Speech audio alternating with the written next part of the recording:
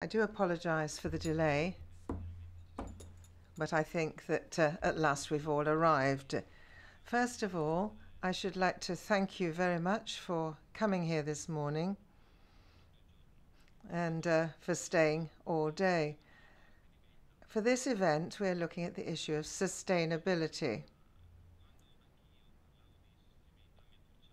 When I talk about sustainability myself, I don't necessarily think just about the environment, how to ensure that we use the resources in the world properly, because if we do so, we shall have a positive impact on the world. But sustainability is actually much broader. We're looking about the ethical use of finance. We're looking at an approach to work and labor which focuses on the dignity of the human being. Sustainability also means combating poverty, combating inequality, combating lack of knowledge, investing in education. So there are a lot of aspects involved when we talk about sustainability.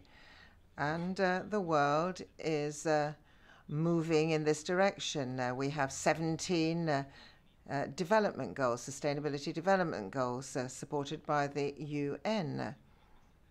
So at the moment, Europe is focusing on this approach, and we need to ensure that we have the proper standards to focus on sustainability, all of us.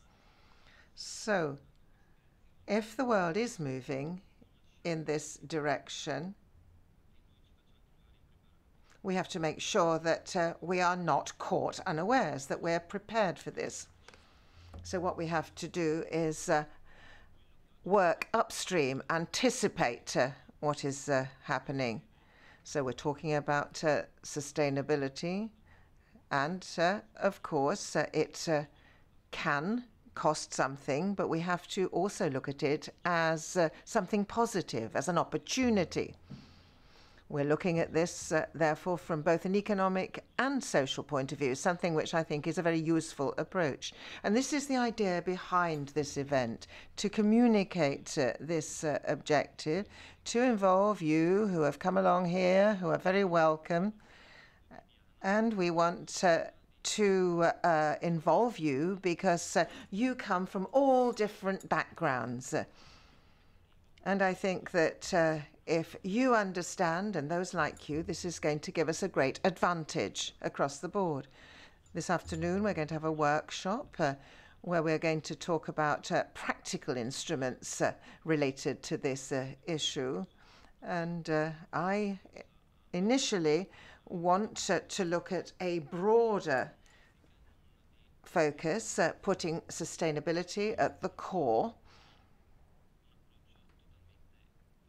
and looking at this in a very positive way, in a way that will be advantageous for all. My colleague, Massimo Castaldo, is Vice President of the European Parliament, and I thank him very much for coming along here and also for supporting our ideas and our approach. You have the floor. Good morning, everybody. First of all, I should like to thank my dear colleague and friend, Marco Zullo, for having invited me to take part in this excellent event, which is an event which has both a scientific basis and a social basis. We have here, among others, Professor Enrico Giovannini, who teachers in my own faculty in Rome, the Faculty of Jurisprudence. We've also got other important speakers here, and I'm very pleased to open this conference and to welcome you all here as Vice President of the European Parliament. We have worked already as a team within this Parliament, within this European Parliament, on this issue. And we have ensured that we can give already a certain visibility to this issue of sustainability, which is very much at the heart of our work and the way in which we defend democracy and human rights in the world. We've had links with the UN in the form of the WTO on this. So I should just like to air a few ideas. 3 years ago, on the 25th of September 2015, more than 150 world leaders met in New York to adopt the 2030 Agenda and the 17 SDGs. And it was as a result of this that we're having this conference now.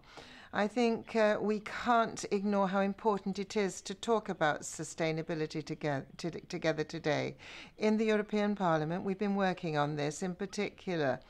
We have to look at this, of course, from a global point of view. 11% of the population in the world is undernourished today, and 17% are obese. So more than 4 million are overweight. The FAO says that a huge percentage of food produced is thrown away before it reaches the shelves of our shops. This is appalling given the undernourishment in the world. This also happens in Europe, one of the regions which considers itself most advanced in achievement of the SDGs.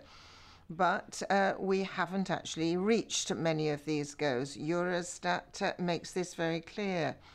20% of the Union have a income 20% 5 times larger than 20% of the rest. And quite honestly, I think that we're seeing a paradox here.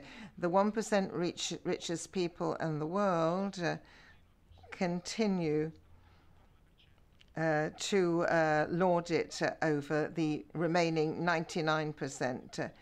And of course, there are conflicts for natural resources, for water.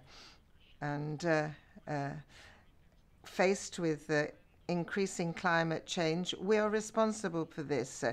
We continue to base our economic models on unsustainable bases, which are not sustaining the environment and our world. In 2018, we celebrated the Overshoring Day when we looked at our natural resources and also how much we can use renewable resources so that we can ensure that there's a decent world for future generations. We've got 5 billion today, 8.5 in 20 and 10 million in the next century. And this is in Africa, which is really a mirror of the geopolitical situation in the world. And it's going to see its incomes rising enormously. I think that we need to change the political and social paradigm. We have to move to a fairer model, socially fairer, economically better, and we need a better distribution of wealth. An inevitable transition of responsibility which we cannot ignore. We have to involve all stakeholders in this, as well as civil associations and, of course, the business world. We need to speed up this process, particularly in sustainable energies. We need to make individual contributions and contributions together. We have to be responsible. We have to be more efficient, and we can use clean and green technologies in order to work towards a proper functioning circular economy. Otherwise, we are not going to have the diversity tomorrow that we have today. The role of the European Parliament is crucial as well. It's important to look at what we have done over the past few years to achieve better sustainability in Europe. The adoption of the 2030 agenda is important, and we as Parliament are monitors of what is happening in the European Union. We have to make sure that we are really moving towards achieving the SDGs, and our objective is to meet our commitment. We have to look at the details of implementing the SDGs, and of course we have to monitor what is happening on the ground. We have to integrate the goals in all our European policies across the board.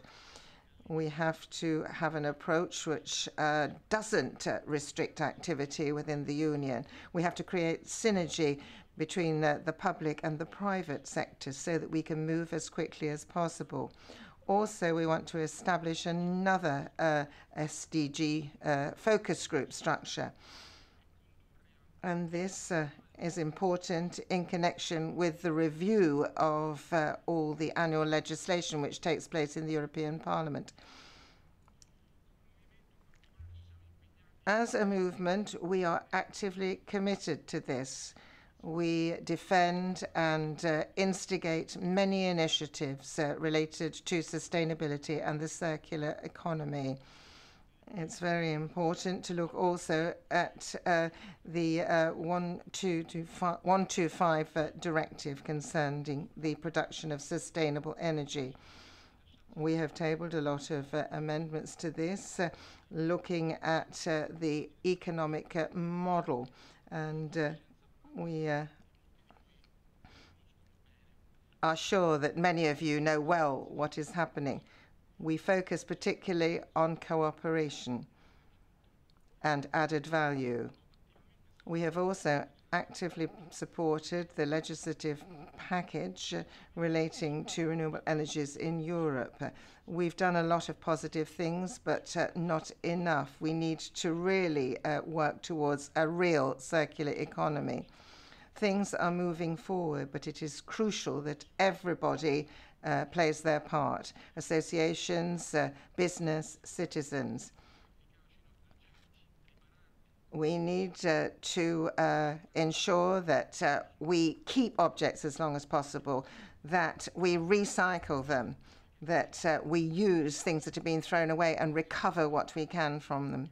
It's important to focus on this regionally and locally as well.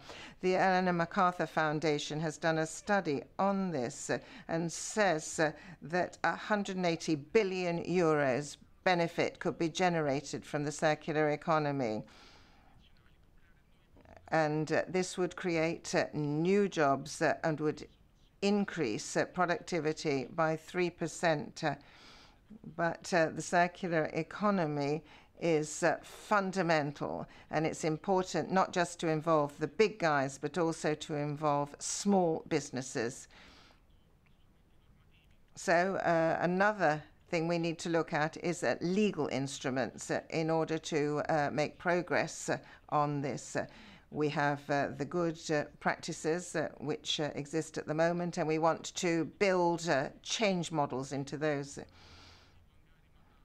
Ongari Maathai, the African prima donna who reached the Nobel Prize for Peace, made reference to the fact that we need to achieve these SDGs.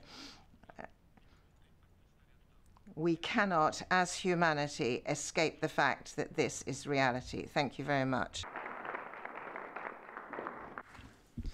Grazie, Fabio. Thank you, Fabio. Okay, let's get down to work. We would like to invite now the various speakers to come up to the forum here.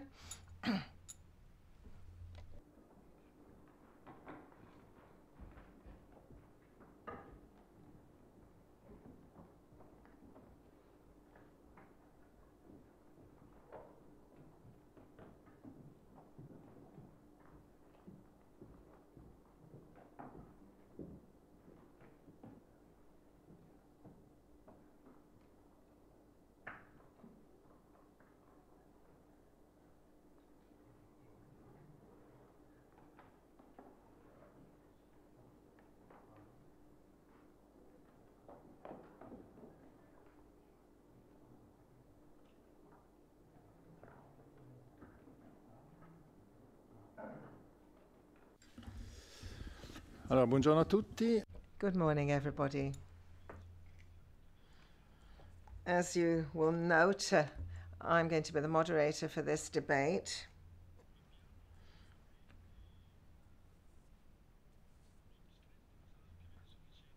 We've got enough time, although it's a bit tight, but we should be able to have a constructive and interesting morning and discussion. I should just like to point out that technology is not always a great friend. We don't have Jeffrey Sachs' intervention. He was one of the founders of the SDGs. He was at the UN in New York and was a special advisor to the UN Secretary General on this. We should have had a video from New York, but we haven't got one, unfortunately. So perhaps I could just look at this briefly from a global viewpoint and introduce this topic by giving a few guidelines for this morning's discussion. We have not just business here, but a series of institutions, and I thank Marco Zullo very much for his farsightedness in organizing this event. I'm focusing on the idea of how business can help us in moving towards sustainability. And I would like to point out also that sustainability is also an ethical choice.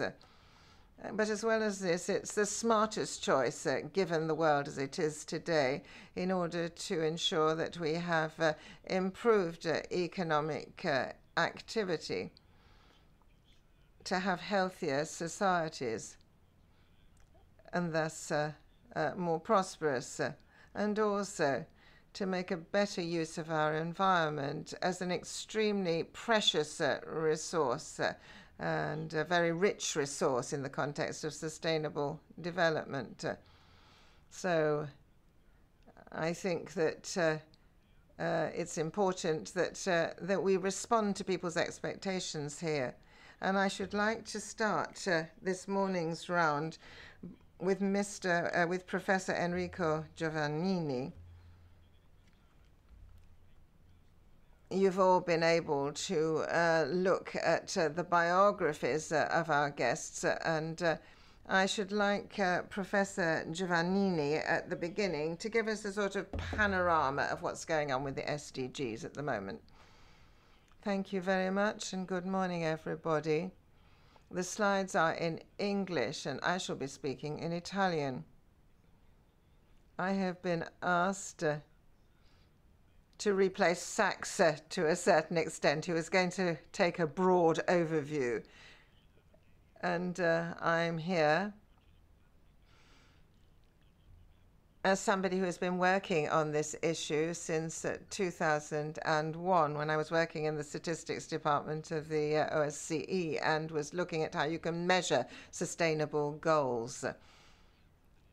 And I am now the spokesman of the Italian Alliance for Sustainable Development, which was founded 2.5 years ago, and which today is the largest civil society association network in Italy, which covers 225 associations and gives individual companies the possibility to jump on board. So we've got an alliance here which does a lot, and next week we shall be presenting to the Chamber of Deputies our report on the status of Italy with a whole series of political recommendations. Well, we're here to celebrate the SDGs. We did this yesterday, in fact. Yesterday was, in fact, the 3rd anniversary. And I must say that we're a little unhappy that one of the European political leaders published a declaration on this topic, the president of the Socialist Group, and this is already an example of the lack of attention which Europe has really paid to this topic. And it's very important that we as Europe do continue to play the role of champion of sustainability.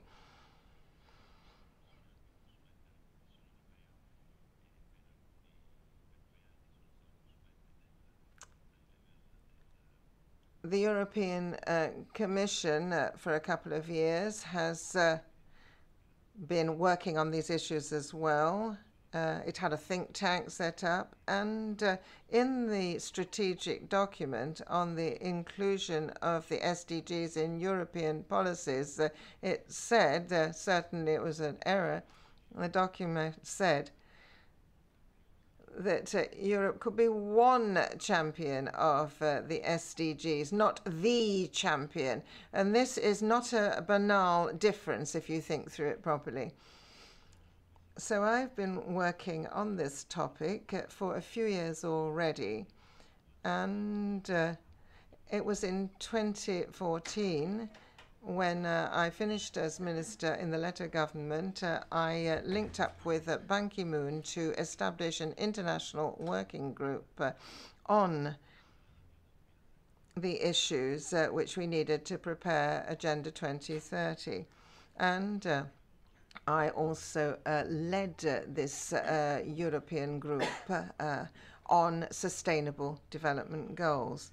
And this allowed me to reinforce my ideals and to come back to the economics which I had been studying previously. I read a book on sustainability and on development and on the risk of the collapse of humanity around 2030 if we didn't move. And in October in Rome, we're going to see the 50th anniversary of this foundation in Rome. And I think it's important that we do view this in a dramatic way. I think that what we have seen in this Italian Alliance for Sustainable Development is a unique experience worldwide. 6 months ago, the Charter of Milan was signed, which committed ourselves. You all know how important Confindustria is, by the way, in this, and how difficult it has been to get the message through, as we heard previously, on the Sustainable Development Goals. This is not the only sustainability that we need to look at, but it is certainly one major challenge. So in Italy, we organized the Festival of Sustainable Development. Last week we had 220, and today we've got 702 involved. This gives you an idea of what is happening not just in Italy but also elsewhere. There's a big but here, because when we're looking at the business world, there aren't very many people who take the floor on this issue. Yes, they discuss it a little bit, but I think it's important that we need to be clear as to how fundamental, how crucial it is to have this debate in Italy. We don't have many businessmen who stand up and say this is a real problem.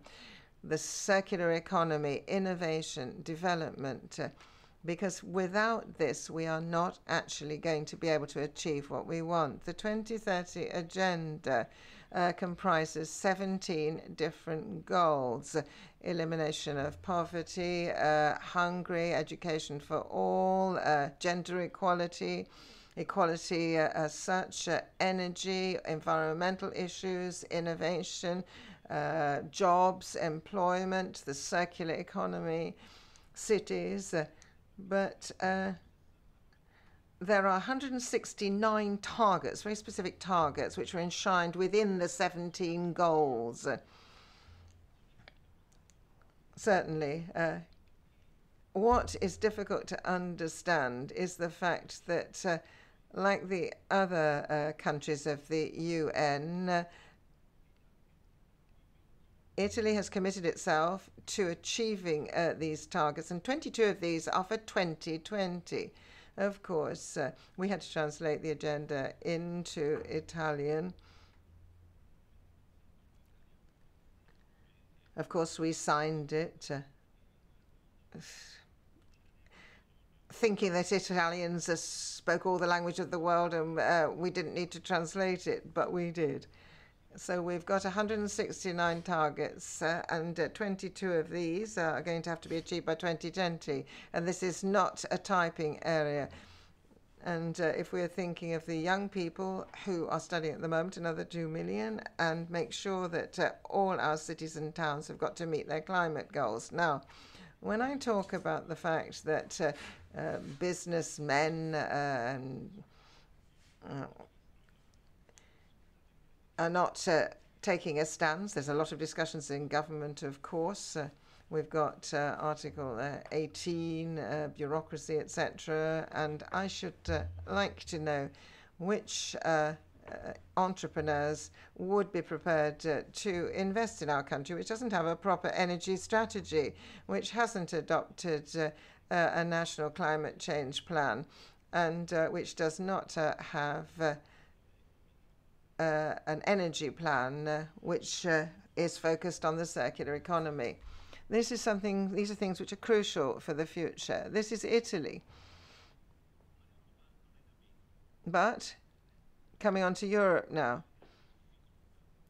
it's also not made the progress it should. There's a lot of difficulties in understanding, as Marco Zullo said before, the fact that sustainability doesn't just mean the environment. And this difficulty is enormous. It's hard to get this through because for years and years the message on sustainability has essentially been a message which talks about the environment. But the real instability which we're seeing is something else. Sustainable development is based on the concept that there is a generation which can satisfy its needs without preventing successive generations of being able to do the same. So what are the four pillars of the SDGs? Economy, institutions, etc. We have seen in the case of the Arab Spring that a problem became economic, then social, etc. And Europe is not too far away from this domino effect which we saw in the context of the Arab Spring, but it's not generated by an economic crisis. I think that rather than just talking about things, we need to do something, and it's very, very difficult, in fact, to move forward. This is how the world works. We're talking about solar energy and heat. We're using physical, human, other capital for this. Part of it we are reinvesting, and part of it we are consuming for our own benefit. But depending on how we approach the production process, we are going to or not increase the well-being of our populations. While we consume, we generate waste. But we've got both physical waste and human waste, as the Pope said. We're looking at the ecosystem here. We're preparing to invest billions in depollination because we're talking about the bees here and the problems which they're facing. And of course, we have to do this. And this is a typical ecosystem service. And environmental economists have been noting this since 1997. I've noted that we're talking about social system services. We've got this human and other waste, which is generating activity within the social system services. And we need to have some pact for the future here, pact in which we can trust what is being done. And if we don't actually focus on this approach, the 17 Sustainable Development Goals, and these goals are no longer just a list which have been negotiated by governments over the past 3 years.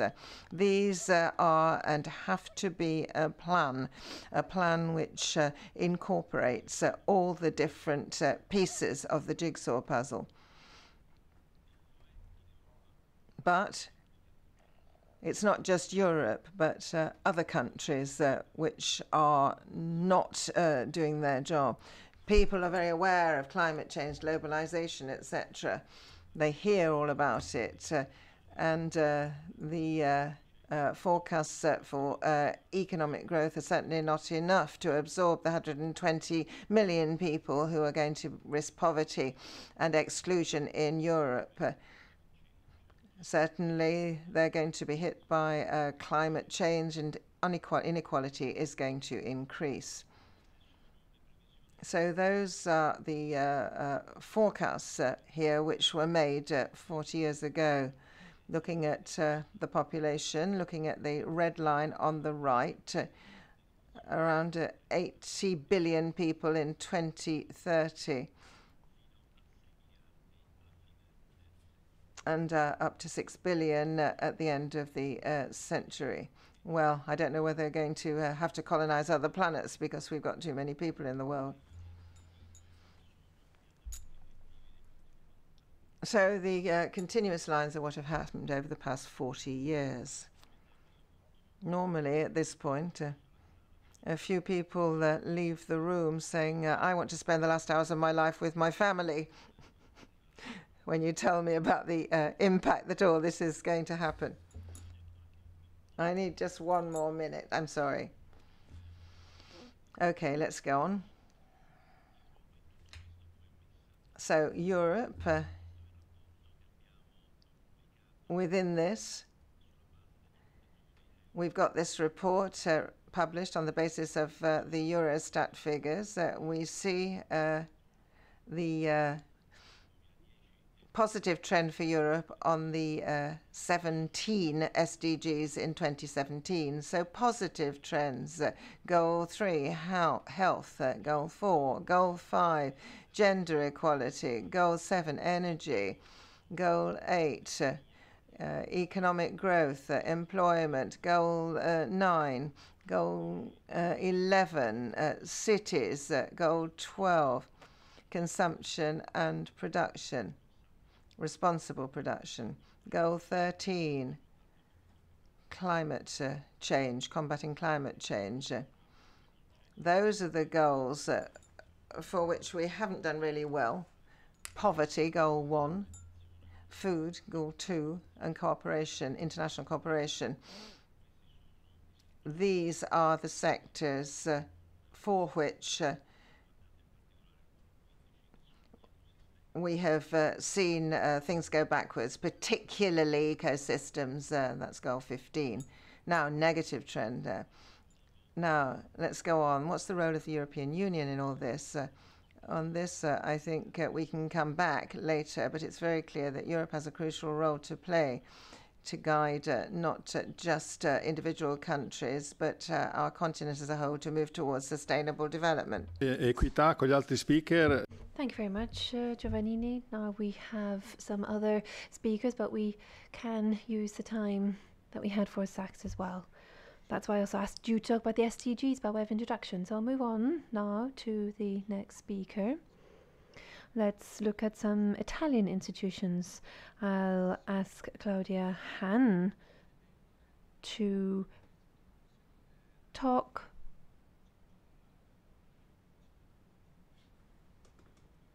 about Europe and what it's doing.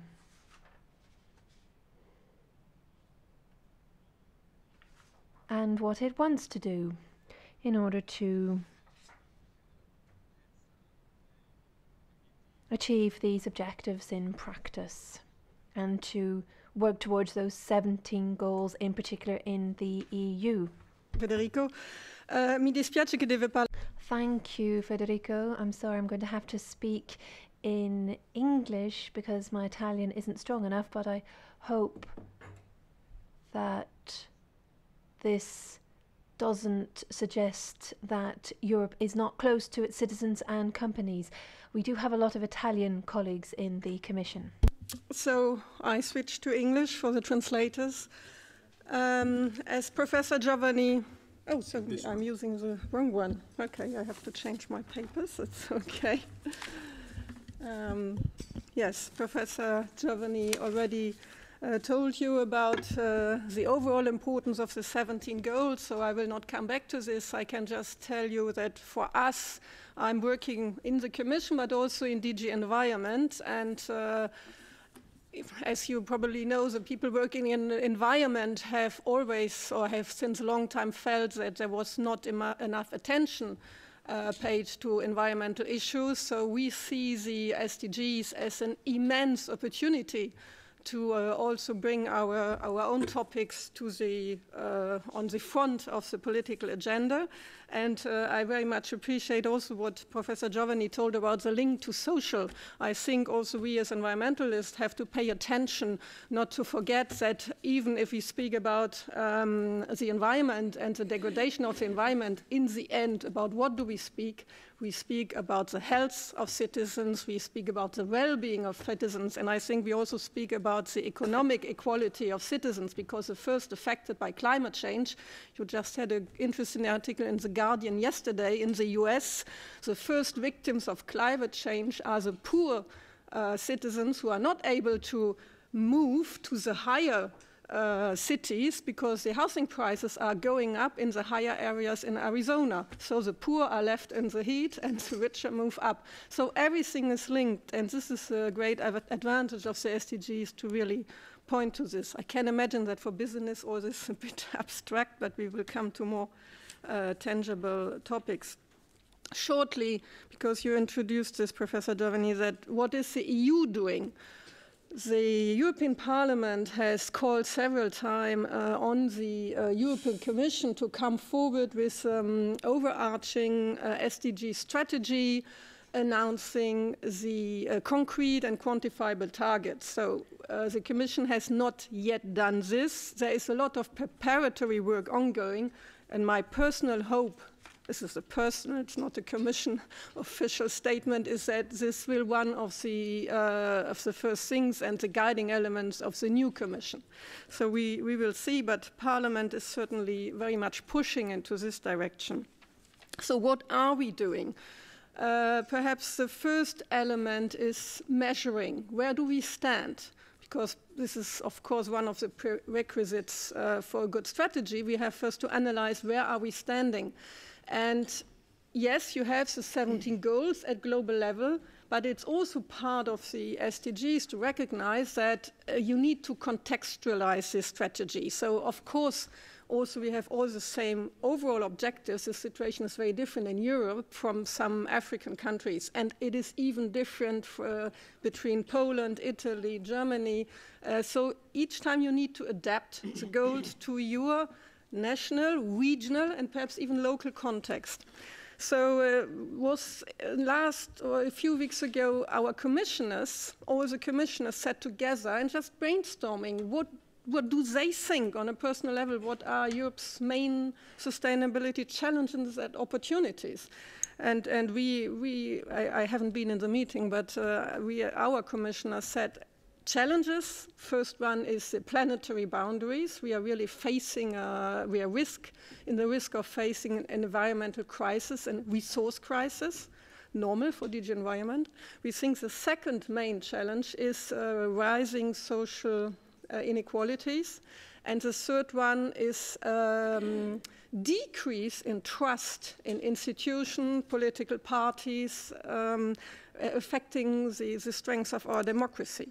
And then when thinking about the strengths, because we have also strengths, clear strengths, we are as a front runner in sustainability. What are our main strengths? Our commissioner thinks first, we are a skills-based society. We have enormous levels of education in Europe compared to the worldwide level. So we have the means to solve the issues if we want to. Second point is we have a civil society, we have companies which are really active and the day-to-day really proves this. There is enough will, at least in a large part of society, to address these goals. And the third big advantage we have in Europe, we have still strong institutions. They may look weaker than a few years ago, but we must not forget that we have peace, we have democracy, we have strong institutions, we have a rule-based system, and this rule-based system is the best starting point to solve issues like that.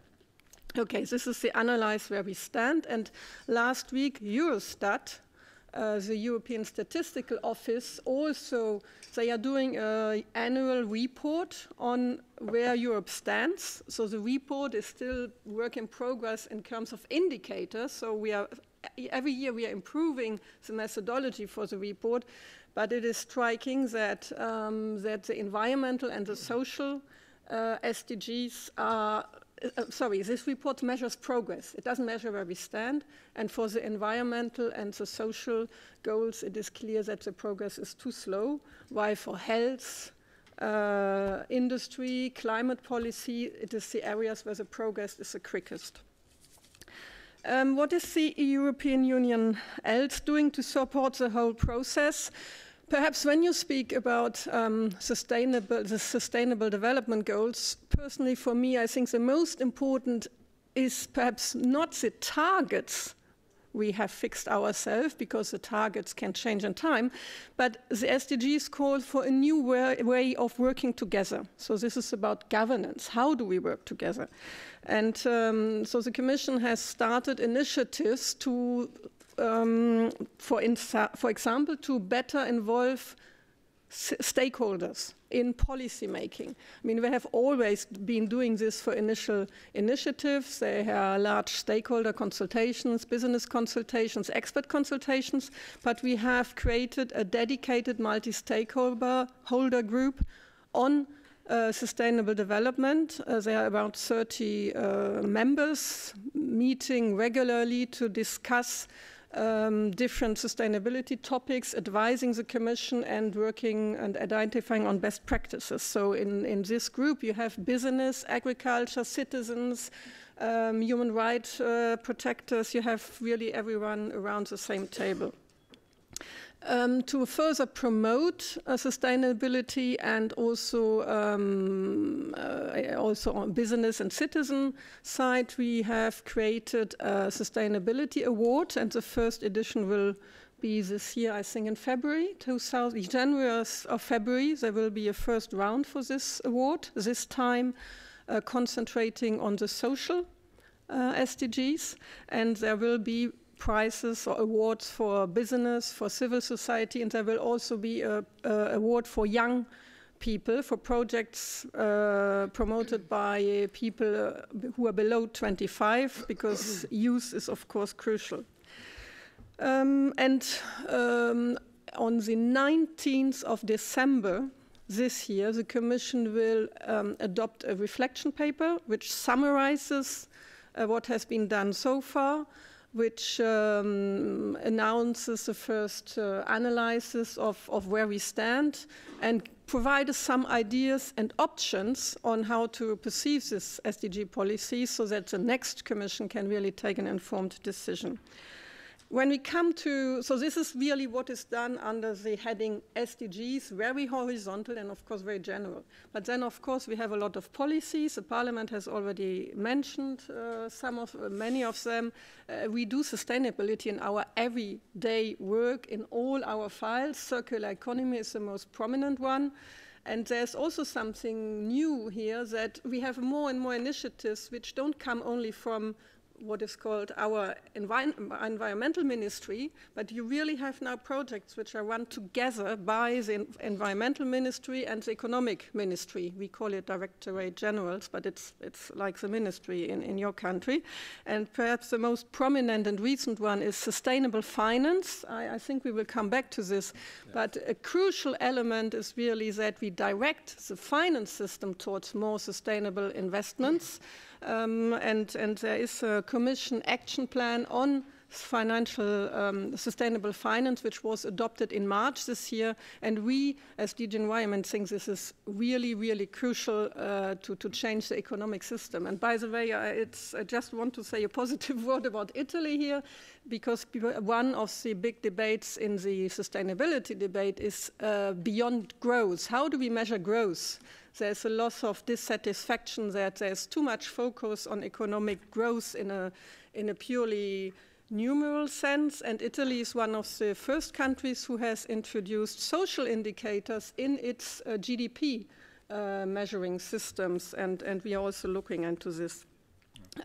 Last word on why I'm so happy that we have this event here today, because of course without business nothing can happen to reach the transformation. And we had this, or I don't know whether you have started this PricewaterhouseCoopers study, which says that there are 2/3 of all companies who have integrated sustainability in their overall strategy, but there are less than 30 who have so far really included tangible targets to make sure this really happens. And I think that events like today are exactly what we need to ensure that it's not the overall framework, but really that sustainability happens on the ground. So thank you very much to Mr. Zolle for having organized this. Grazie. Thank you, Ms. Han. I think that the misunderstanding wasn't about growth, but rather about the economy. That was a term that perhaps wasn't mentioned. Perhaps that was a part of the reason why there was a bit of a misunderstanding there in terms of the words used. So let's move on to Luisa Santos. She is here to represent Business Europe. Now we're going to hear about the economic practices in the widest sense of the term in practice. According to some stakeholders, Business Europe is seen as a body that has quite a complex position on sustainability, but I think that it's very interesting to hear from you about your perspective from the European business world. Thank you very much. Speak English. I understand Italian, but I have a lot of problems in speaking. So I will try to do my best to pass the message of business, and not as sometimes indeed the business is considered as a force against sustainability. And this is not true, because you cannot achieve any of the goals if you don't have an active role from business. And I will try to explain why this is important, that business is committed, and also what business can do and what the public sector and the state and decision-making governments can do as well. But maybe I will start with a provocative question as a citizen, not so much as representative of business. I would like each and every one of you to think a little bit, what are you doing in your day-to-day life that contributes to the Sustainable Development Goals? What are you doing yourselves as citizens? Because at the end, we're all citizens, meaning that we all have to face the same challenges. We all are confronted with climate change effects. We all are confronted by issues like one issue that is very much felt in Italy, but also in the rest of Europe, migration. And this results from conflict, but also results from the different in economic prospects in Europe and other regions around the world. So what are you doing as citizen? And I would like you to think a little bit about this, because I think it's the best way for all of us to get more aware. Because when we talk about these Sustainable Development Goals, I mean, as a normal citizen, you think, oh, but this is something the UN has decided. Oh, this is for the policymakers. It's really not for us. And I think it is for all of us. Now, coming back to the role of business. And the business is also part of the society, meaning we are not, companies are not intangible assets. They are built on workers, and they are built, of course, on capital as well. But companies are important because they can provide solutions. And for a lot of these challenges that we have, namely in the area of environment, but not only, also when we're talking about development, companies can support economic development in third countries. So a lot of these challenges have to do with innovation, with new technologies, with investments. And this is where companies play a role. The finance part plays a role too, but it's important also that the market plays a role, because one of the challenges we have in Europe when we talk about innovation is that we have innovation, but then we have a huge problem that this innovation is picked up by the market. And there's a gap between investigation, new products, new technologies, and the market. This is something that it's recognized that we have some issues, namely if we compare, for instance, with countries like the US. So, and that's why the citizens and the consumers are important, because consumers and citizens are playing a role when they are demanding this innovation, but they are also picking up this innovation. They are also using it. If we are all concerned, then as consumers, we need to think, if I use this technology or if I use this product, am I willing to pay more for it? Because I know that if I do so, I am contributing also to Sustainable Development Goal.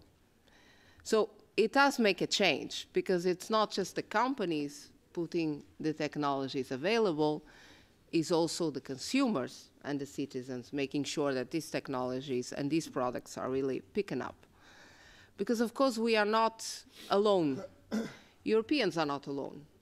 We have a role, and it was already mentioned by the previous speakers, that we have some advantages. For instance, on education, the fact that we have a level of development that, it's true, it's not equal in Europe as well. We have a lot of differences, but compared to other countries, we can say we are a developed economy. So how we can do more, of course, but we are not alone in the world.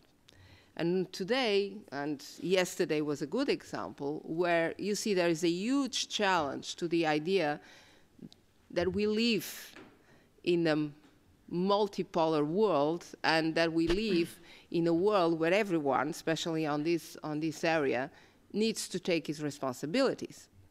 But on the other hand, we have people saying that, well, we don't want to cooperate in these international frameworks. We believe that we need only to see our own interests, and our own interests sometimes are not the same as the interests of others. So we have this challenge that is a very important one, I would say, because it has repercussions also on companies and citizens, is that on one hand, to really address Sustainable Development Goals, we need to work together, meaning we need to have a commitment from everyone around the world, taking into account a different level of development. But on the other hand, you have the challenge that more and more people are questioning this idea of having international organizations and international objectives. So also here, companies can help. And how? Well, through the global value chains. You know that most companies, European companies, but not only, are producing around the world. So also here, we can make a difference, because we can and we should promote the technologies and promote the products that we are also producing in Europe, in these countries, taking into account the level of development, but definitely we can do so, working on the ground with the governments, with also local operators, to improve the conditions, the social, the environmental conditions that these countries have. But, of course, we cannot do everything alone. And this is why it is important as well, from the public sector, that we have an environment that is conducive to these operations, to these initiatives, that supports what business is doing, that also highlights what are the best practices. The idea of prices is an interesting one, of course. And a policy that does not undermine innovation. because I think sometimes the tendency of policymakers is to decide which is the best technology or which is the best product. I think we need to leave room for the market to decide. You can set the objectives, but you should not set up the way to achieve them, because this is in many cases hampering innovation. And then the final point that I think it's important is that, as I said, competition is not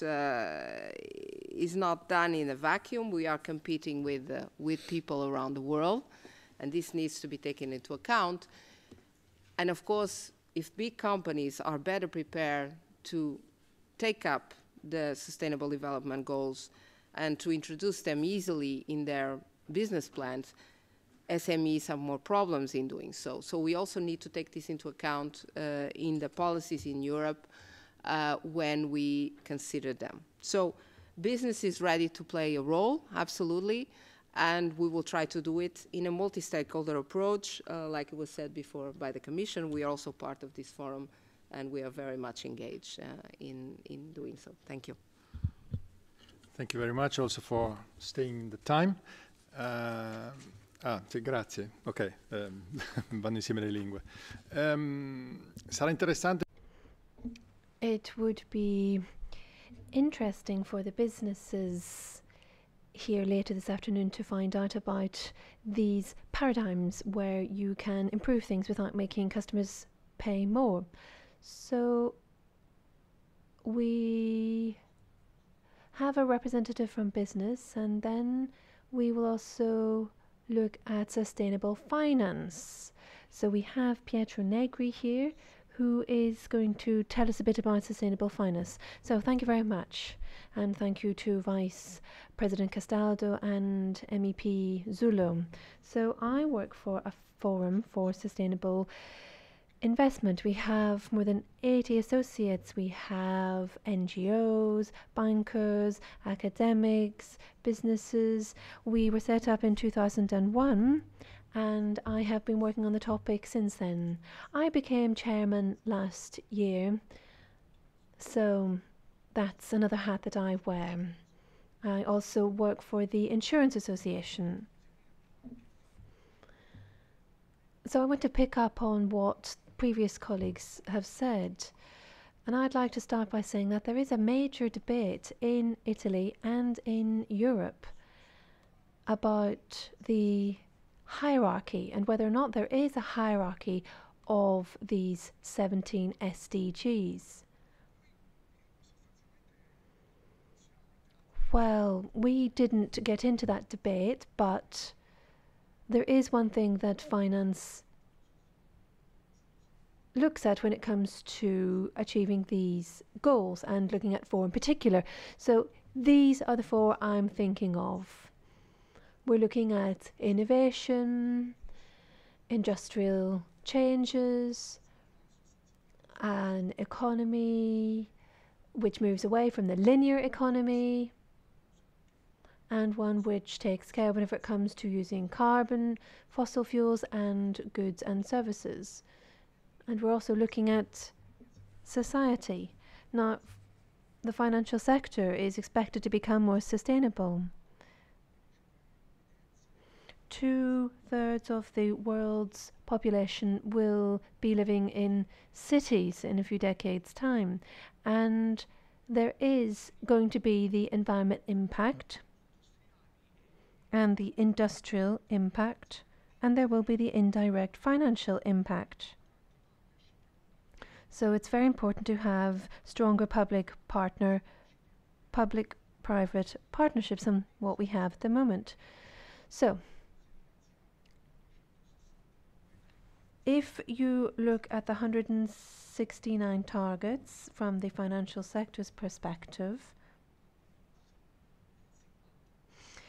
these four SDGs are ones which can be the driving force behind all of the other goals. And so that's why you do need a political plan. You need to have clear ideas. But you also need to create other political measures. You need to know what you have to do, and you need to know what action to take in the financial sector in particular. And so it's like the oxygen that you need for farming. Now, one key step at European level was the directive on non-financial information. And this was adopted in 2014 and then implemented by member states last year. And this means that all large companies that have more than 250 employees have to give their stakeholders an account of the environmental and social impact their activities have. So this involves the Banking Association and the Insurance Association, and we've been asked what to do. So you have that threshold here of 250. Well, we wanted that changed. We didn't want to penalise other smaller companies, but we also wanted to make sure that you'd have more information about the industrial activity in any sector and the impact that those factors have. Now, this is very, very important when it comes to the financial sector and for the insurance sector in particular.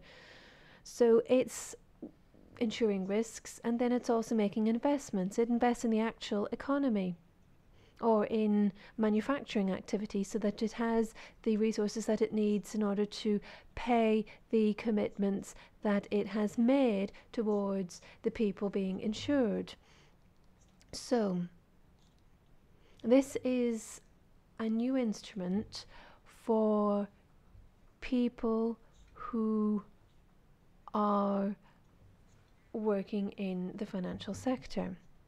Now, in the past, we heard a lot about corporate social responsibility. We heard about best practices by companies and how they were reporting to stakeholders, and we heard all the nice things that they were doing. But I started to look at my colleagues and I saw that they were concerned. Sustainability issues cover risk management. So you have to have the risk manager involved. They need to know what the risks are. Then you have the asset manager involved. They need to think about what the investments are and the investments in manufacturing are. And then you also have the auditors who check for compliance with the rules. Now, these people have been doing a very good job. The main factor against Volkswagen in the recent case concerning emissions was Allianz. Well, why? Because they are the main insurer in Volkswagen and they're also one of the main stakeholders. So they have two roles there. So they had to look at the insurance activity, and then they also were looking at their role as an investor and stakeholders. So they were very, very relevant. So before the platform discovered the problem, the traditional financial analysts worked with figures and they looked at the cost set aside to cover risks. So if you have more dividends available, then they're there for the investors. But they had to take action before the platform released information. They had to know what needed to be done. They needed to know the way in which this information would be analysed. And so if we look at the next slide, I can explain what this regulation means. Now, it's not applied exactly the same way right across Europe and perhaps not across the world. It was published by IVAS, which is the insurance sector, and that was published at the end of July. And I am starting to get some phone calls and people are alarmed. What does this mean? Well, it's talking about corporate governance for insurance activities. So that means you're looking at these big financial institutional investors. But when it comes to assessing the strategic plan in a company, they have to bear in mind what the impact will be on the environment and on society, and that is the one which is generated by the company. So perhaps that could be poor investments that they have made. Perhaps they invested in things that caused a lot of pollution, or perhaps there was an impact on their reputation. And then the other word used here is suffered. So that means that there could be damage caused by the products they sell. But what about the liability? Well, actually, it lies with everyone in the company. And so they need to think about SDGs inside their entire company. Next slide, please. And so the same thing happens when it comes to applying the next directive, the SHRD directive. So this concerns the use of individual pension funds and other open funds. They do need to consider the environmental and social impact of the investment. So what does that mean? This means that the investors, when they're looking at where to put the resources, have to think about different kinds of behavior. They need to think about the manufacturing processes. They need to make sure that everything is becoming more sustainable and which will comply with these requirements.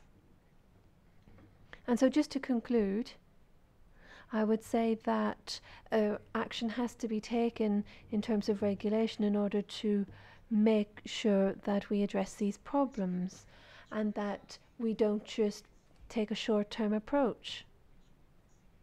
They're looking at the return on their investment, and it's only being assessed over the short-term period. Now that's very important, but the only way to make sure that the financial sector supports a sustainable economy is to make sure that it considers the medium and long term. Grazie mille Pietro Negri. Thank you, Pietro Negri. Perfetto dei tempi e soprattutto You're totally within time. And good news, Italy is making a lot of progress there. Now, perhaps I can go on to Rosanna Revello, who is the chair of the technical group for corporate social responsibility of Confindustria. Are you going to welcome what has been going on in Italy? So, thank you very much. Oh, you want me to put on it? Okay. Okay. So, thank you. Thank you to Marco Zullo for organizing this event and moderating this event. We think this is very, very interesting because a lot of this is involving those who are involved in our group, Confindustria. I'm speaking on Confindustria's behalf, and I should just like to point out, as you have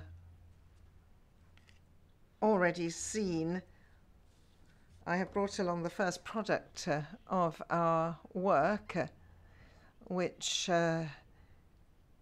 outlines the manifesto of Confindustria on sustainability.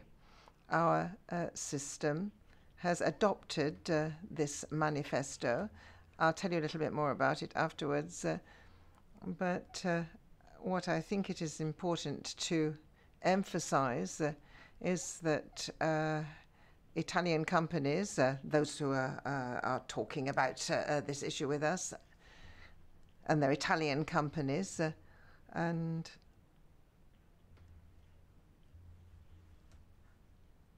we have been focusing quite a lot on such issues over the past years. What we are doing is trying to reflect what the Italian industry is doing at the moment and what they're starting to do, because our job is to give voice to sustainability and social responsibility and the investment that has gone into that.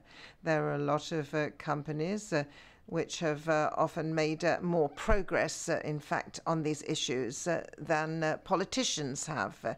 And the business model is and has changed. And if we don't change, and this is a very important point, if you look at a vision of what was going on 2015, 5 years ago in companies, now companies have understood that the development model then is no longer compatible with the general system. So there are companies who have been investing for years, and they exist today because they invested years ago. There are those who are only just starting because they understand if they don't invest in these future technologies, they won't exist in the future. So I think that what we're doing is very specific. It's totally operational. It's clear that we don't have a homogeneous business system. Quite the opposite. It is very diverse, different sectors, different companies, different businessmen, different entrepreneurs, different elements of sensitivity. So what our job is to give help, to support companies who in particular are just adopting our new approach. It's absolutely crucial. So, as we have already heard, 98 of our members are SMEs, and most of their structure is a structure where they have 15 or fewer employees. So we represent over 150,000 countries, and 97% of those are SMEs. So our entrepreneurs, our business people, are people who get up every morning, perhaps very, very early, and they go to work in their offices, in their factories. They're very involved, they're very creative, and we need them, and we need to help them. That's our job. So what do we do? How far have we got? We have a company vision, as I said, a vision in which the company of the future is inclusive, sustainable, and innovative. And these elements are part and parcel of the same discourse. You can't be sustainable if you don't innovate. And innovation and sustainability are elements which incorporate inclusion. Growth, of course, is a fundamental precondition for innovation and sustainability. If we don't grow, we can't invest. There's another element which is very important for us, and that is the position of the company as a social actor. In a disaggregated societies as ours is, so many conflicts, so many clashes, all that's happening at the moment. Social disaggregation is there, and it's something that we have to work on.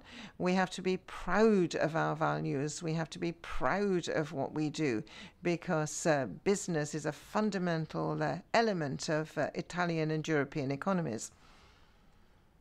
So for us, this is crucial. So what have we started to do?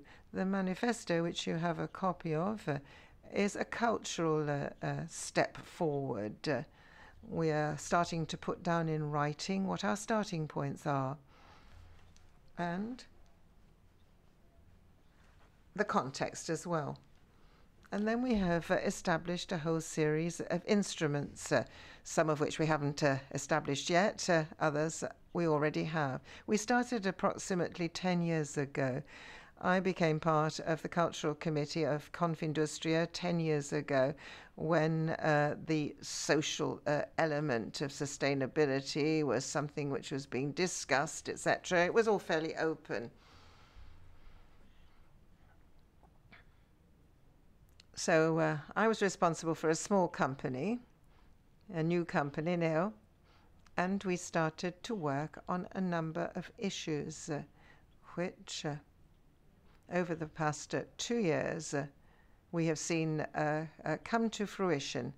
We have seen a major change within our system. Sustainability and social responsibility have become a fundamental element, key element of our industrial policy. When we're talking about industrial policy, we're talking about environment, infrastructure, research, and innovation.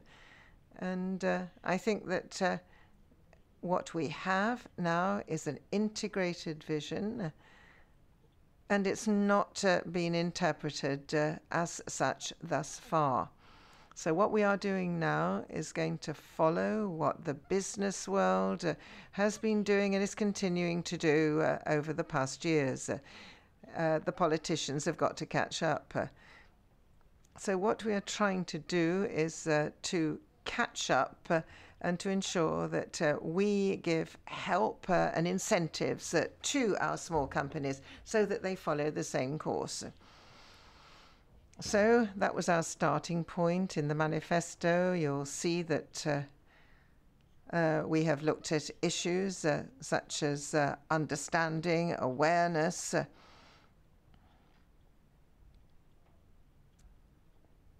we are working on that with our business people. And something very important for us is promoting proper governance of sustainability and SDGs, because otherwise we're going to go nowhere. Because these are issues which involve the entire company. And of course, training for us is crucial. This is one of the initiatives which we are triggering off for our companies. So a couple of years ago, in 2016, we adhered to 8, 9, and 10 of the SDGs because it's fundamental to us that sustainability is not just linked to environment, but it is a topic which involves the whole chain of governance of the company. So 8, 9, and 10 are the 3 SDGs which comprise all these issues. So the next time round, I'll tell you in a little more detail what we're doing. Thank you very much. So perhaps we could just recover a bit of time here. We could get some questions in from the audience. And perhaps I could ask the speakers that we could have a second round of 7 minutes. I place my confidence on your long experience. I'm sure that you can focus on certain points of what has come out of all this. So I think that you've all felt that things are moving. You've also noted that a lot of people, many people are committed, but we are not yet there. The speed at which Europe and Italy is moving is absolutely inadequate to the challenge that we are facing. And there are other countries which are moving much more quickly than we are. On this point, I have been monitoring very carefully what the European Commission is doing and what it is doing in terms of a contribution. 3 years it's taken for a reflection paper. After 3 years of discussion, which has been relating to SDGs, this is really something which is not consistent with achieving these goals in 15 years, because so much of that time has now gone, a fifth of it. So what we're looking at here is an issue to do with time, and the time taken up is not consistent with the time that we have available. Now, beyond declarations of intent, the multi-stakeholder platform, which we have heard about, is based on one phrase. The current development model is not sustainable. And there are people who contest this. This is a fact. It's extraordinary. Some people really do think that the current development model is socially, environmentally, and economically sustainable. We haven't even got environmental sustainability. We heard about that before. But as the OECD said, growth, given the best hypothesis in the next years in Europe, is going to be 1.7%, which will absorb 120 million people, which risk poverty and social exclusion. So honestly, if you think that these are reasonable scenarios, we have all been educated in linear paradigms. And we continue to work like this, but this is an enormous conceptual error when we think that the world which we have in front of us is non-linear. This is a shock. And we continue to reason as though these shocks are exceptional. They're not. When I talk about shocks, you're thinking of negative shocks, of course, because we've been experiencing negative shocks for years. But there are also positive shocks which come from a change of paradigm. This passage, which the multi-stakeholder platform has called on us to take, is something which the Parliament has been calling for. The documents in preparation in the Commission, there are various alternatives. One of this is to think that what we are doing just regards countries and international cooperation, as if we were still within the framework of the MDGs. And we need to hear powerful voices speak. If we compare the voice, for example, of the Prime Minister of China, who paradoxically, apparently, is demonstrating that China is the new champion of sustainable development.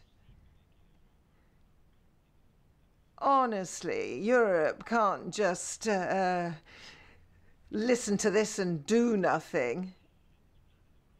Italy, second manufacturing country in Europe, has to be at the forefront, has to be at the forefront of advancement, technological advance in Europe.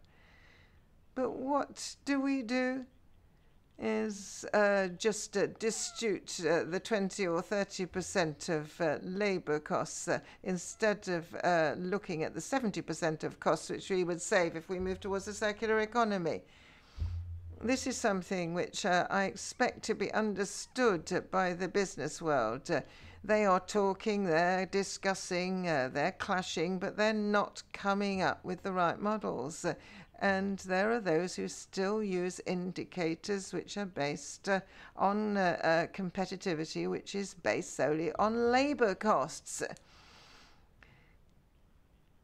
These are enormous cultural issues here. We've got to catch up. Cost is non-linear when we're looking at the circular economy, and sustainability has to be worked on.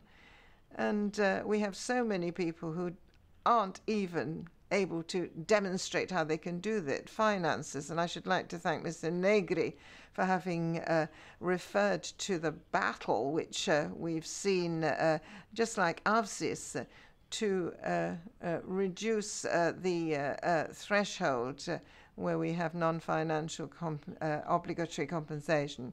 Now, at the time, the employers thought that this might entail a cost, and now even they have realized that this is a competitiveness element, because the hundreds of millions of sustainable monies which are beginning to flow through Europe have made companies realize that they have to integrate the environmental aspect. It seems as though they didn't know about this in 2016. They only discovered it in 2017. It's incredible. So I conclude there's a major challenge for Europe. There are a lot of possibilities. And I think that the reflection paper that comes out has to be courageous. It has to be at the forefront. We have to rethink our European semester, rethink how we carry out our analyses, also rethink the way in which we integrate our policies. We have to show courage. And on this, I agree with what Business Europe said, that every day we have to work because the world changes every day. And if we are not brave, if we're not courageous, if we don't confront this revolution face on, there'll be people who do it better than we do. And that's the worst hypothesis. We don't want that. Thank you very much for clarifying that. I should like to go to Claudia Hahn now to hear from the Commission. What can you do to speed things up time-wise? Yes, thank you. I fully agree. We need to speed things up, but perhaps I would just give a question back, perhaps to the European citizens about your criticism that Europe is not speed enough. I fully agree, but I'm not sure that most of the European citizens want to live in China because they think that China is far better off in terms of sustainability. It is true in terms of strategy, they have really put it on their agenda. We must not forget the sustainability. There are some issues like human rights and social workers' rights, and so I still think, honestly, Europe is a front runner in sustainability, but also I think we have a special responsibility. So I think saying we are front runner is not enough, and we should go much farther. The present Commission, perhaps the problem is that the SDGs arrived after the present Commission has already set his whole narrative, the Juncker priorities, which was a comprehensive program, so it was a bit difficult to integrate a totally new narrative into the one the present Commission has just adopted. And what I think at the end is the most important thing is not what we say we do, but what we do. And there I really have to say the present Commission has done a lot of things, and perhaps we have not entered in all the details, but I think the sustainable finance action plan we are doing now and the circular economy, these are really two major projects which can have a major impact on the way we produce, we consume, and also what is really important, directing financial investments towards sustainable project. We are working at the moment on we call it taxonomy, to already agree on a common definition. What is sustainable? Because it's challenging. And there is a whole working group, high-level expert group working at the moment to agree with business, with banks, with insurers, with NGOs, all in the same room, to have a common definition. What is sustainable? And then I do not want to enter into details, but there are very concrete proposals which are presently drafted on investor duties, on green supporting factors for banks so that they need less capital when they make sustainable investment, because we think the risk is lower. Labels for green financial products. I mean, this is very concrete, and this is a horizontal action, and I really hope it will have a major impact on the way our economy works. Are we doing enough? Are we speedy enough? I mean, we have parliament elections also next year, and of course the outcome of these elections will also have a major impact on what Europe and the next Commission is doing. So let's hope that the next Commission is speeding up even more. I'm still optimistic. Grazie, Mrs. Han. Thank you, Mrs. Han. I have a question for Mrs. Santos. Can we come out of the meeting today and say that we all agree on a sustainability model? I will use this one. I think it's this one, right? Because we have a problem with the mics. Yes, the question is, some of the companies are already developing alternative models. So when we say in general terms this one is not sustainable, we need to, there is not one They are different already. And talking about China, because I cannot not react to that, we have a problem with China in many areas. China needs to walk the talk. So they talk a lot, but they don't do what they say. So, and I think Europe, as the previous speaker was saying, Claudia Hahn, as Europe normally we sometimes talk less, but what we say, we do. It might take longer, yes, because we are 28, still 28, and we are very different, and of course the priorities in the countries are different. I'm not even talking about the priorities in companies, but the priorities in the countries are different. So sometimes, I mean, people say, well, you know, my priority now is to get a job. And when you're telling them, look, you need to buy, and this is an example, you need to buy that product that is, I don't know, an ecological product. And the first priority for that person is, look, I want to get a job. I cannot afford that product, which is one of the SDGs. But the things are connected, so the priorities are also different according to the citizens and the countries. Now, that's why I say, and I said in the beginning, and I repeat, this is not, we can go faster, but we're not alone. I mean, of course, Europe can set the example, and I think Europe is setting the example, but we live in a global world, and these are global challenges.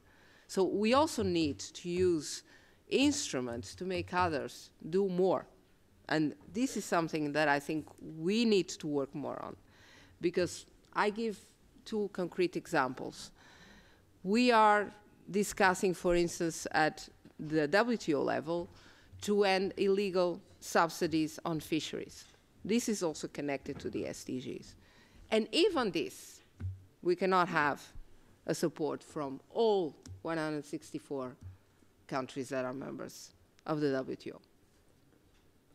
Illegal subsidies. We're not talking about subsidies in general. We're talking about illegal subsidies. We were discussing the possibility of having a free trade agreement for environmental goods, the so-called EGA. What happened? We didn't get an agreement last year, and now, of course, with this US administration, it's going to be much more difficult. Also because big players like China and India, they say, guys, especially India, you are a developed economy, you cannot ask from us the same level of commitments that you have, because we also want to develop. So this is the kind of paradigm we are facing also when we are discussing with third countries. But I think that Europe is doing, and for instance through its trade policy, trying more and more. We can argue also that we're not going far enough, but we are doing. We are trying to push in the sustainable development chapters for more and more rules, for more and more commitments from third countries also in this area.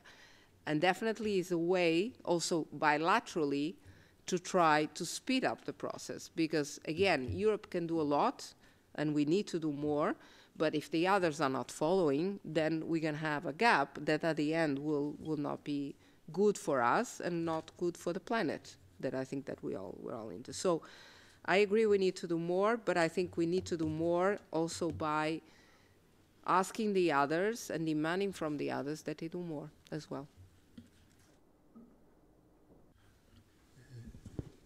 Si può interpretarla? So, can we say that this is calling for greater international coordination, Mrs. Santos?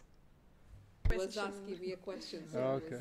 I was asking, we might interpret this as a call for a more coordinated and effective foreign policy from a united European Union. Seems like that. Absolutely. I think that we need, in view of the situation, the current situation where the US is basically stepping out of the multilateral fora, we have China again saying they want more, they want to do more, but at the end they are not delivering, so it's up to Europe to take the lead, and we should be able to take this leadership, including in this area. And I think that's one of the things we've been discussing today is what Europe can do more, but without forgetting that we need to bring the others on board as well. Thank you. Grazie. Finanza Sustainable finance, Pietro Negri. Can you give us a few more ideas? We liked your first ones. Well, I don't really want to get you dreaming unnecessarily. Did you hear Corbyn's speech yesterday in Liverpool? Well, there's the risk here in the EU that you will have the UK headed towards a sustainable economy based on a green economy, and then on the other end of the scale you have China and its approach. Now, what we need to do is raise awareness, but time has run out. We need to bear that in mind. We're going to have a new European Parliament. Well, it's going to be the Parliament we have next year, which is going to have to be an ally for the Commission in order to move things forward, because otherwise you won't be able to even move slightly towards achieving those goals. And then there are two other points that have been raised. Firstly, consumers, and secondly, the bank-centred approach in finance. Well, last year in our forum we carried out a survey, and it was one that we'd already done in 2013, and it had shown that the demand for sustainable financial products had increased by 150%. So that was just over 4 years, but the products on offer haven't increased. So what we need are financial products which bear SDGs in mind. And then there was another surprise from the result. Women, when they make financial choices, well, most of them are people who do want products that look at the environmental and social impact. So they would be the best fuel, as it were, to move us towards this transition. But what's the key here? Well, of course, the devil's in the detail. Well, the European Commission is still discussing if these producers of the financial products should be asking clients if they want SDGs to be borne in mind, or if it should be left to the customer to make that request. So if you have a seller who is going to ask the client if they want this SDG respect, then they may be able to pick that product for their portfolio. So that's a key point in the approach that needs to be considered. Then there is the bank-centred approach in the finance sector. Well, when quantitative easing finishes and when institutional investment ends, then there will be a huge amount of financial liquidity. And we need to be able to find a way of replicating the finance in a sustainable way. And the only way to do that, the only way to succeed, is to invest in the circular economy and to invest in things that have long-term objectives, because it will only be that sort of practical action that will help us. And I have colleagues from the financial sector, and they say that if we don't have a clear definition of what sustainability is, then we cannot do anything. Well, no, I would say that actually there are financial practicalities, which means that we have already made some developments over the last 10-15 years. And we have made progress not only in terms of definitions, but also in the investment process itself. If we have transparency in terms of the techniques used to select investment, and if we have to have accountability, if we have to think about the effect in terms of sustainability, I think that would already be enough. So, well, we can't just leave it up to the technical experts. Maybe we can't just leave it up to politics to tell us what will be sustainable in the medium and long term. Thank you very much, Mr. Negri. Let's move on. What can we do in different countries? Maybe you can tell us a bit about that. Well, yes. I'd just like to start by briefly saying that in industry, it's not going to be possible to achieve every goal that we set. It's clear that we're going to have to work together with the financial sector and so on. That's obvious. Now, what can we do as businesses? Well, we need to say what we want to do and say it clearly. To have better results, well, you can't just say that you need to do it on your own. Now, what have we been doing and what have we already achieved? Well, we want to give companies the instruments to assess the measures that could help them. For example, we are working with our industrial policy experts on things that are very important for the SMEs.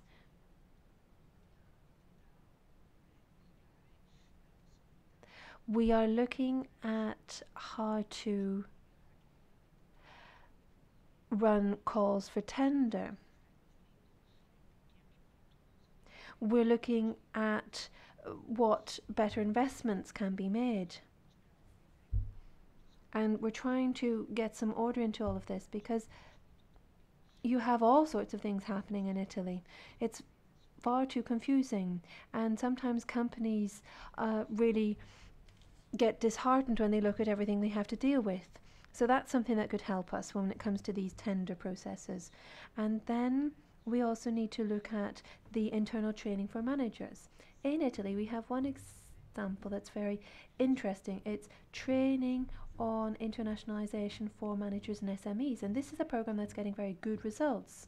You have managers in the small companies and they provide support when it comes to these internationalization processes. So you have a temporary manager. Now, we can also consider having temporary managers for sustainability, and that's something that we're working on for the SMEs. So we're starting a trial on that, and we're working with our regions. And then there's another thing that we've been asked for. Well, people are saying, okay, we're making these investments, but you have to give us some recognition for that.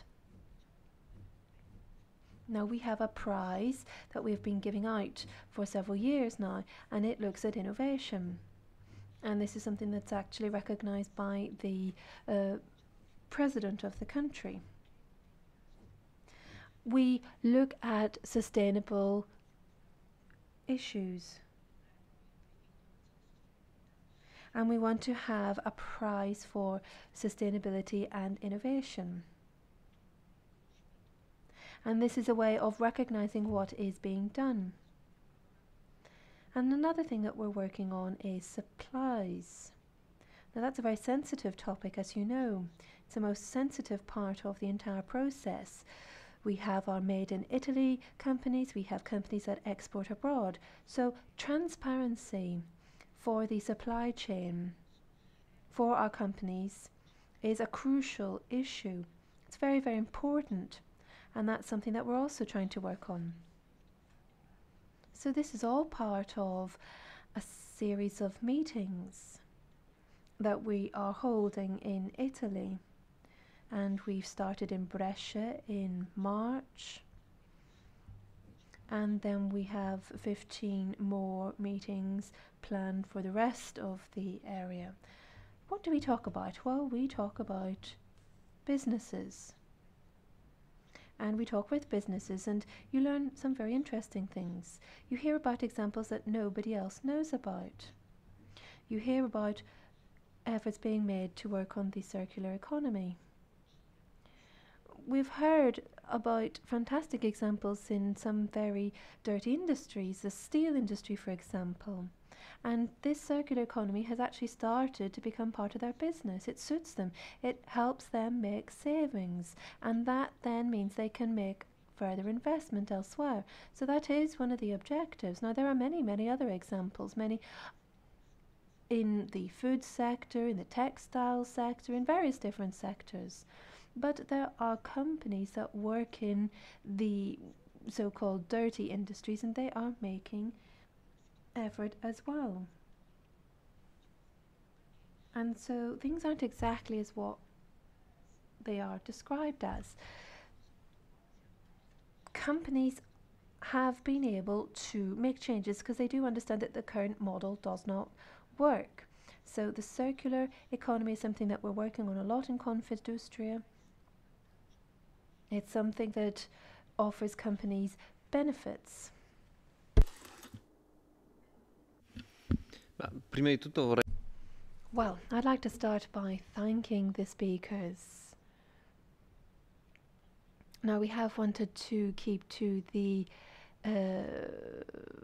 timing here, and that means that we haven't been giving anyone any applause. So I'd just like to ask you now to give the speakers a round of applause, because I feel a bit guilty.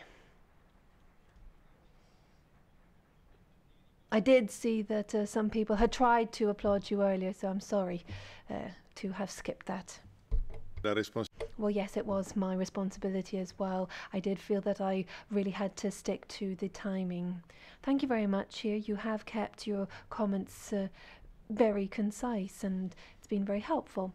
Now I would like to open the floor to the public. Now, we have heard from the speakers. We have heard about the theory. We have heard about the practice, and now I want to hear from a businessman who's a great visionary. I want to hear about what he's doing. He's one of these businessmen who is out there doing fantastic things every day. And so we just want to hear a bit about Watley. Thank you, Enrico. Well, Federico has just said that we forgot to use the word economy, and we've forgotten the meaning of it. Oikos enomos from the Greek, and so that means it's standards that help us to manage our own resources well. That is what economy is. And economy actually doesn't have anything to do with capitalism, because capitalism means something else. That means maximizing capital. So we have actually mixed up economy with capital, and that's actually quite a modern phenomenon that's come about with capitalism. Then we use other terms. We use circular as well, but circularity isn't just something for humans, it's something in nature. And you have the waste from plants, for example, which then becomes fossil fuels. And the waste from the plants is actually also used to fertilize the soils, which then provides food. Now, these are various different inputs.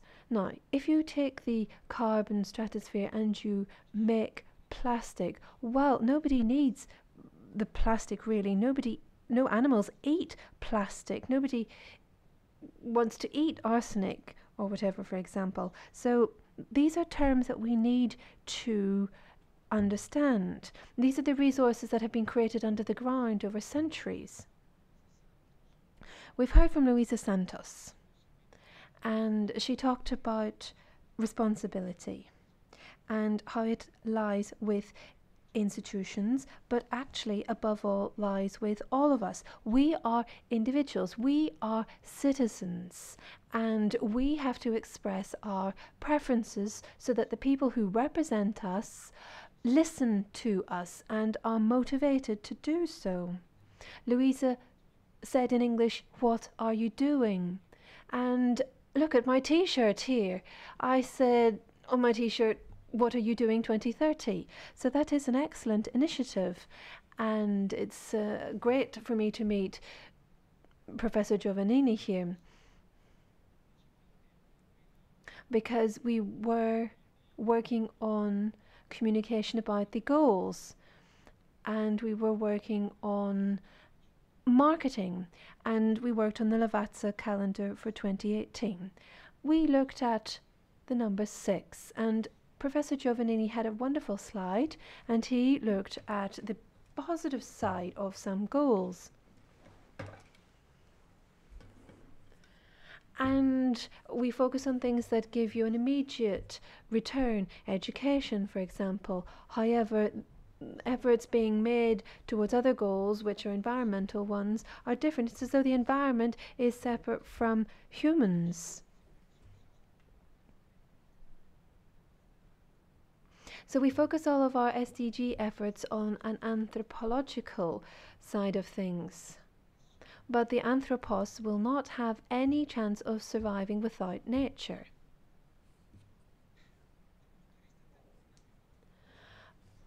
Now, if you look at this from a thermodynamic perspective, well, this involves the destruction and use of resources.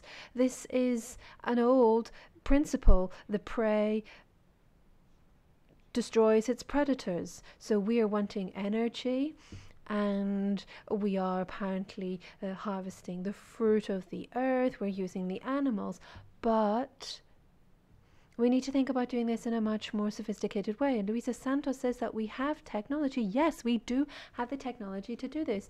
And the best thing to do today would be to think about what we're going to do. Yes, we're talking about making money. You talked about the market, for example.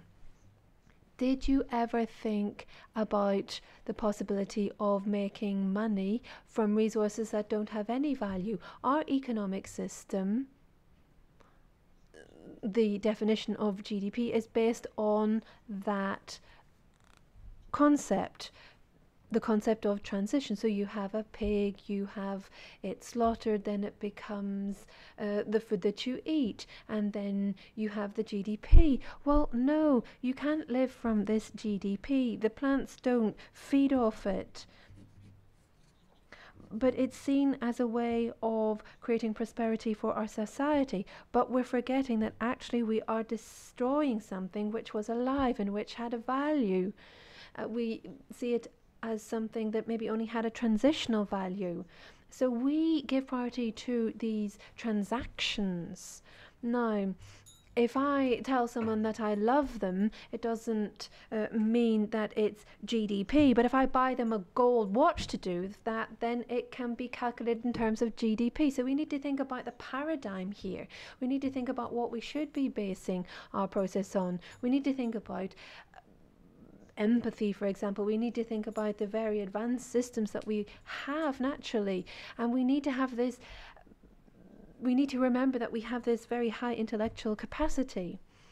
Now, when I created the Walkley, I did not transform a company that was working along a certain paradigm. I didn't try to convert it to try to meet these goals. I was doing the opposite. What I did was create a company that was born with those goals. Now, how did that happen? Well, you're transforming water which has been polluted with any sort of chemical or physical pollution, and 70% of the earth is covered in water, but a lot of that water is not seen as being of value here. But you can have these purification processes which make that water valuable. So you have solar power as well. It's not worth anything. But then you have that water purification process. Then you can generate power using solar power. You can use these two resources, dirty water and sunshine. They don't have any financial value, but we can use them, and we can follow these transformation processes and have clean water and energy. And so we have three key pillars of our civilization. It's not capitalism. What we're looking at, something that different civilizations have been based on, the Egyptian civilization and so on. If there isn't any water that's clean, any kind of economy will just collapse. And then you also need energy sources, and in the past that was food. But we have new developments. We have Tesla, for example, and so on. So these are the three pillars that we have. This is what we can use to provide well-being for the entire planet. And I would just conclude by saying that it seems to be counterintuitive. But Louise did say something very interesting. I don't think we should be using the term competing. Yes, I know it's difficult. It's difficult even in EU institutions. We talk about our values. Well, then we're Italian, we want to be better than the Germans. Then you have the French. You have all of these kinds of concepts, and we have to move past that. We are one planet. We don't we're not just the borders drawn on a map. No, today is a very historical moment, and this is obvious. If we do not see ourselves as humanity, then we won't really be able to understand that we don't need 10 fancy cars and houses across the world because you can only live in one house. If we don't love others, if we don't understand the barriers that cause war and conflict, then probably we will not be able to do anything extraordinary. We won't be able to transcend our own limits and to use our own virtues. We will not be able to do that. But that's what we have to do, and we have to do it together. Thank you.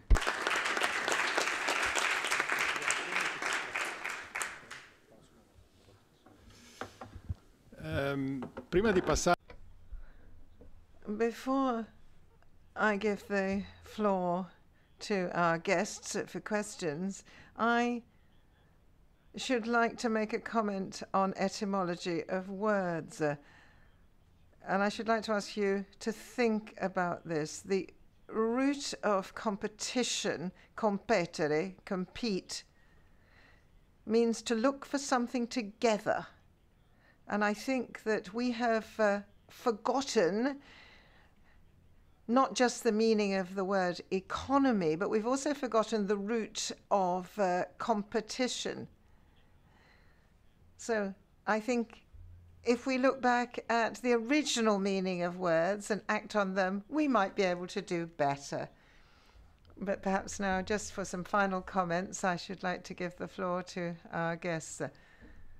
Well, quite honestly, it's been wonderful to listen to this discussion today.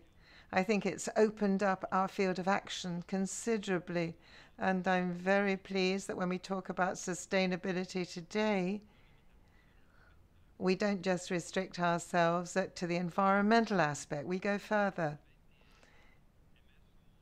Various speakers have referred to the fact that what we lack sometimes is an identity, European identity. We've got goals that we have to achieve. We've got proposals as how to do so. We work hard and long on definitions. You've got virtuous circles that automatically trigger themselves off. But what we don't seem to have is this identity, this consistency, this coherence when we act. And this, I think, is going to become a major issue for the next elections, because today we are frightened of the national contexts. And today, as we have heard many times, we've got a lot of catching up to do. So as citizens, we have to vote and we have to shoulder our responsibilities.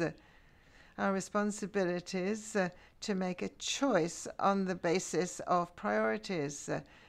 And today, of course, our priority has to be a common, broad-based priority. We hear that there's not going to be enough money for this, that, and the other. Environment then becomes secondary.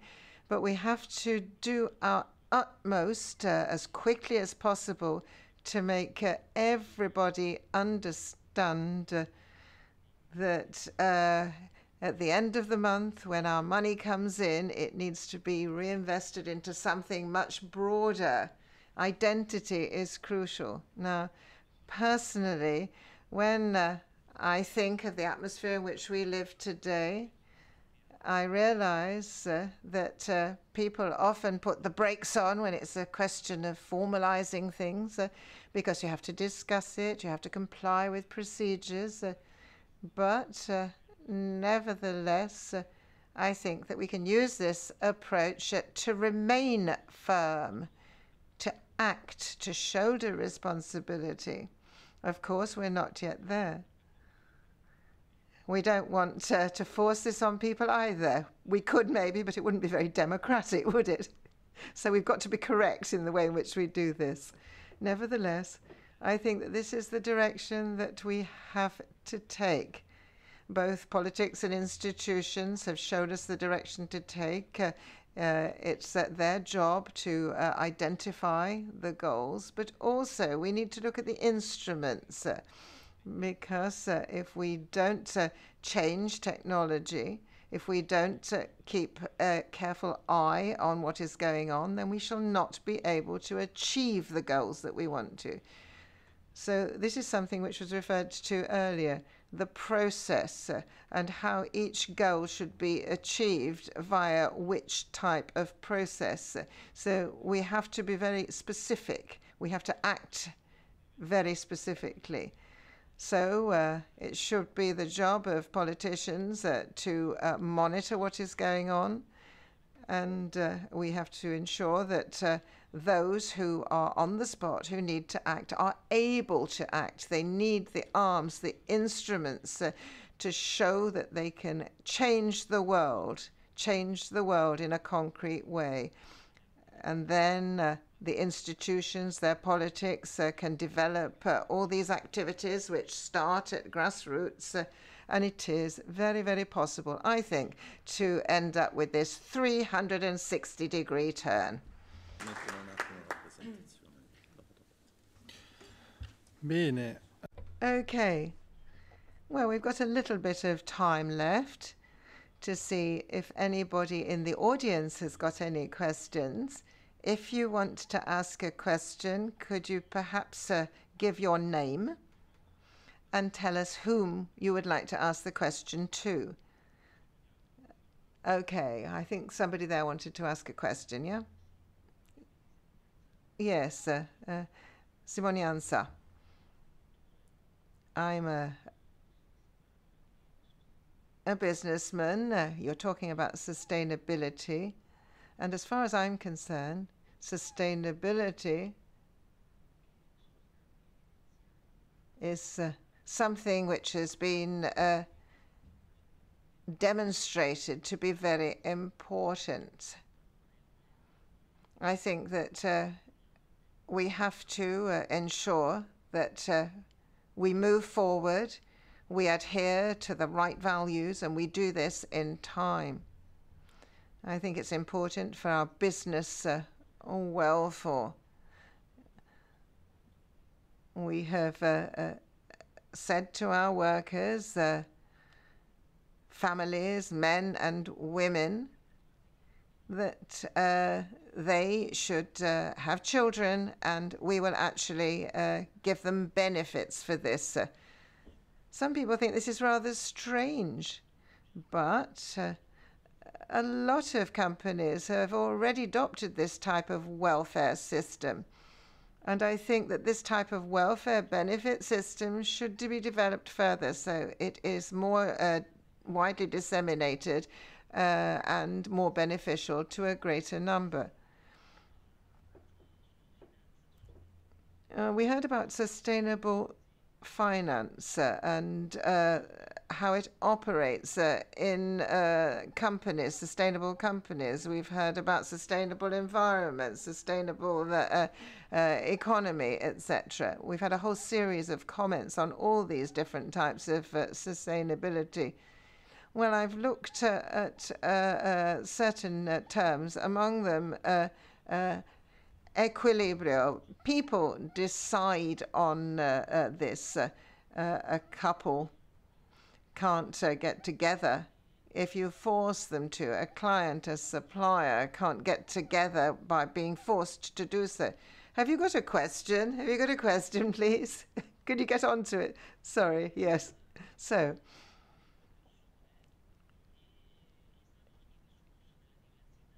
we've heard about the diversity involved, the difficulties involved, the changes needed. Of course, there are different opinions. And here comes my question. Culture, awareness, responsibility, respect for people, solidarity, competence, participation, sensitivity, awareness, courage. These are all part and parcel of one whole issue which involves individuals. And I think it's important to find out whether any actions are being taken to take this concept on board. Any more questions? Could you put your microphone on, please? Vano Brunelli, Study Center, Podreska.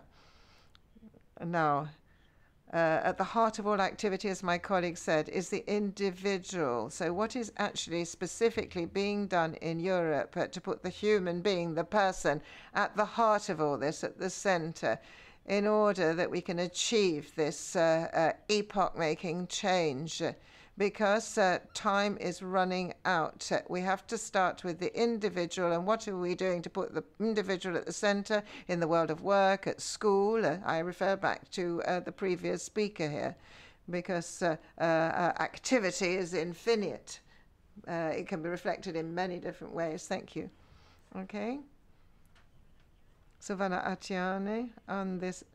In 2012, I was present at an expert group meeting in Brussels, and as a proposal for the UN, I put forward an educational proposal to be part and parcel of the Fourth Millennium Goals, and this became part and parcel of a project developed in the Veneto region. I should like to thank the government for the initiative and the results which we have obtained. We also had the UN present, and we talked about the International Day for individual human capability. The capability of individuals is one of the things we need to achieve the SDGs. And I wonder if to achieve these goals, we need to take that on board, and what exactly should we be doing in that context? Thank you very much. Any more questions? Yes, please. Riccardo Palmerini of Eurising. We have heard about assessing real measures. There are certain international documents. I'd just like to refer to a couple which are relevant to the Commission's assessment, which haven't been referred to this morning.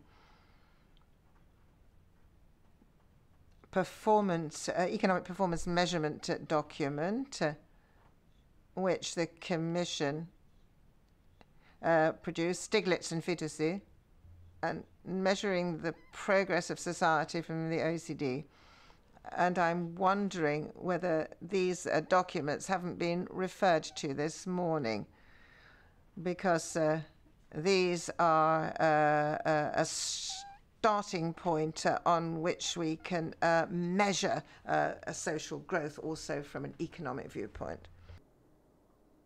Bene, allora, Professor Giovannini. Okay, Professor Giovannini, perhaps you'd like to start off the responses. Yes, I'll start with the last question, because those are important documents which you just quoted. And in November, I presented a second report from the Stiglitz Commission. In 2004, organizing the World Platform on this topic in Palermo,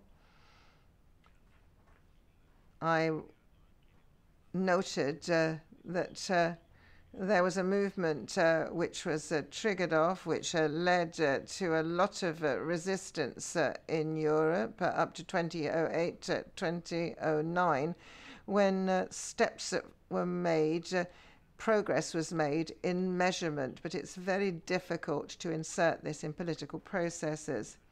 Italy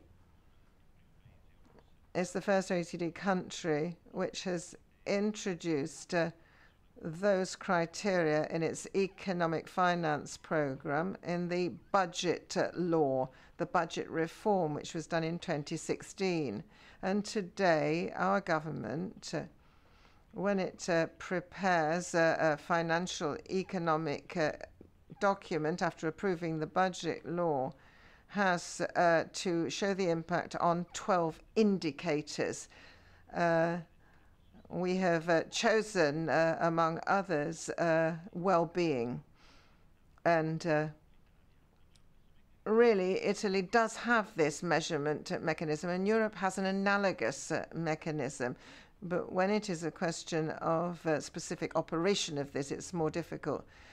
School, well, we, as an Italian Alliance for Sustainable Development, have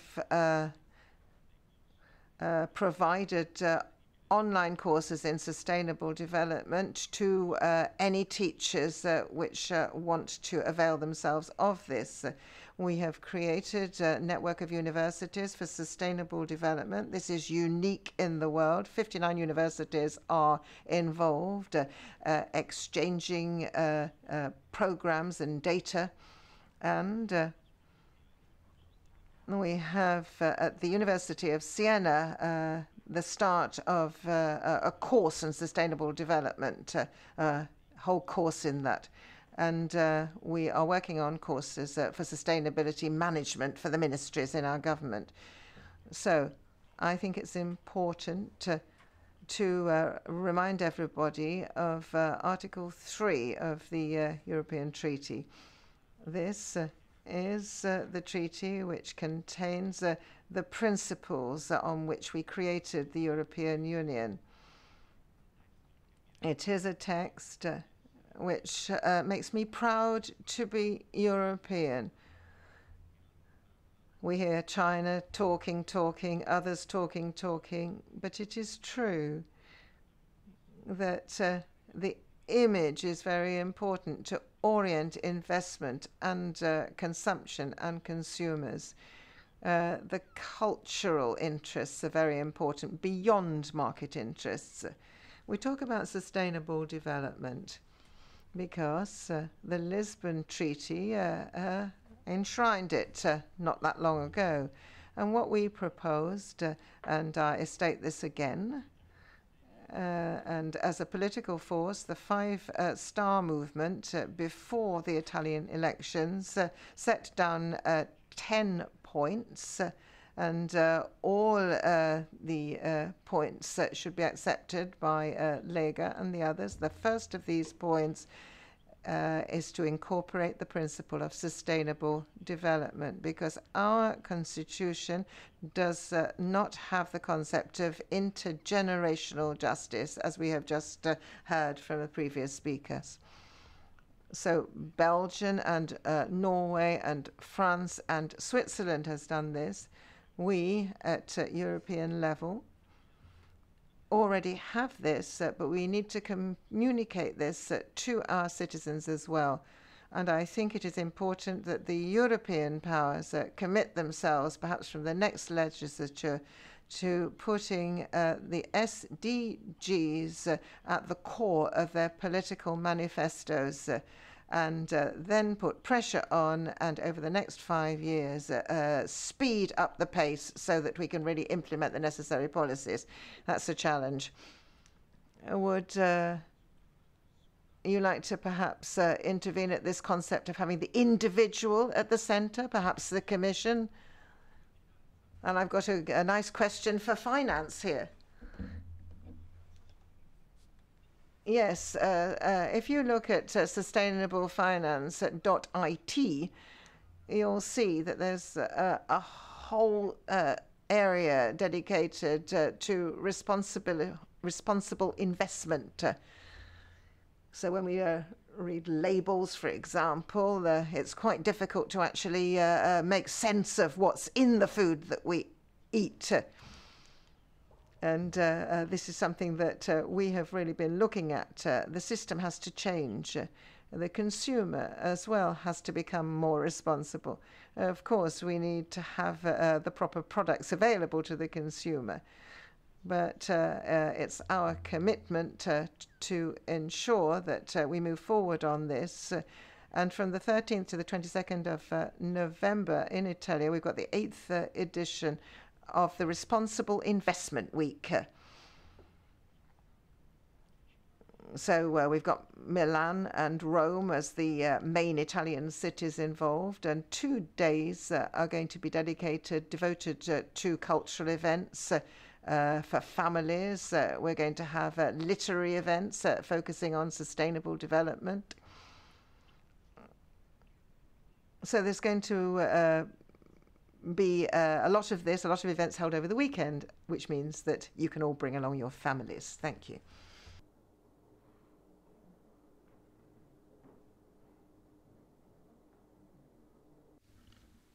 Ok, allora Claudia Hahn So Claudia Hahn on this concept of the individual at the heart of Europe, and who can be developing this, whether Europe should adopt this Ability Day.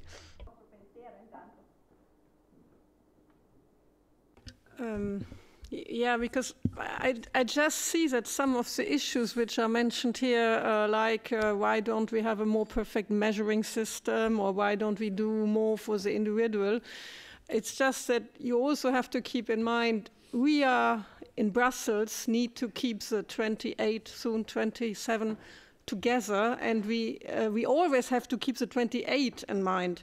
So, for instance, also the individuals, if you look at what Europe is allowed to do under the treaty, it's not totally by coincidence that everything has started with the economy, because these were the strongest competences in the treaty initially.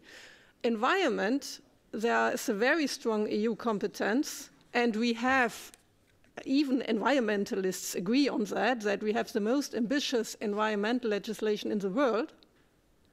Perhaps Sweden, Norway, or Switzerland have equivalent, but this is really the highest standards worldwide. But still, it doesn't happen because there is still implementation in the member states. When we come to the social, it's probably the weakest part in the treaty for the EU. Even if we wanted, we, Brussels, we cannot propose laws on level of income, even education. All this is really subsidiarity left to the member states, which doesn't mean we can't do anything. I think the European Union, Brussels should encourage and recommend and put best practices, people together and so on. But it's also difficult for Brussels we have no impact on taxation. Unanimity in the Council, so we cannot have a directive on fairer taxation. But I agree we could do more. For ideas, I mean, one of the means to really transmit ideas is, of course, to communicate your concerns to your representative in the multi-stakeholder platform. It was agreed from the beginning there are only 30 members in the platform, but these members are meant to provide feedback from their own members, so they don't represent themselves. They have to also consult their own members. There is also, when you go to the website, sustainability website, on the platform, there's also a mailbox where citizens can provide individuals their ideas and individual companies. But I think going through your member in the multi-stakeholder platform is still a very efficient means. Thank you. Rossana Revello, Rossana Revello, the individual at the center. What do you think about this? Absolutely. Thank you for the questions, by the way. Now, on the topic of welfare, in Confindustria, for the past 2 years, we have had a technical group devoted to this topic. Welfare in companies, and we want to help companies to move along this road, because it's a question of funding, opportunity for countries to get access to funding. So that's one point we need to take account of. And I've noted over the past years how many companies have pointed out the way in which they are changing, the way in which they are engaging their own individual workers more and linking to the community. So involvement of the companies to involve the community through their individual workers. We have a law in Italy which also gives a helping hand on this. Now, coming on to training, education, this is absolutely fundamental, as Giovanni said. we work a lot on issues relating to the relationship between young people and the world of work. And we have also turned to companies and investors saying that young people have to see particular professions as professions that they want to do. They're exciting, they're interesting. So we have moved forward and we have got 2 schools and their teachers involved, and we've gone to them so that various investors have gone to these schools and recounted their experiences to them. I've only been working for a couple of years with young people to get the message through, but now I have begun to feel that what companies are saying now and what businesses are saying actually counts for a lot more.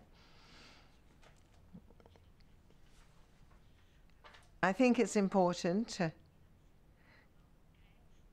that it is crucial to start from grassroots. Otherwise, we're going to lose the opportunity. And so what we're trying to do is to put as much effort into ensuring that happens as possible. So, Luisa Santo, perhaps you could comment now on the questions which were put. I mean, I think the individual is part. Companies are made of individuals. So, and the companies also are doing a lot, not just in terms of the workers, but in many cases in terms of the society where they are. For instance, in investing locally, in providing infrastructure locally. So it's very much, I would say, on the ground what they are doing. Then, of course, the education part, I mean, I think that's a very important one. Also to address one of the challenges that we have, and that's automation, because people tend to think that a lot of the negative impact on employment comes from globalization, but we have a bigger one ahead of us, and that's automation, digitalization. And here the individual needs definitely to be at the center, and there's a lot that we need to do, companies, business organizations, local authorities and the governments, because it's not going to be an easy challenge. I think it's one of the biggest we have in front of us, is to make sure that the people, these people will be able to continue to work in something else, that in the cases they are replaced by new technologies or machines. So definitely it's an area where there's a lot to be done still. Grazie, intanto colgo l'occasione per Thank you. Well, this gives me the opportunity to thank the interpreters for their work.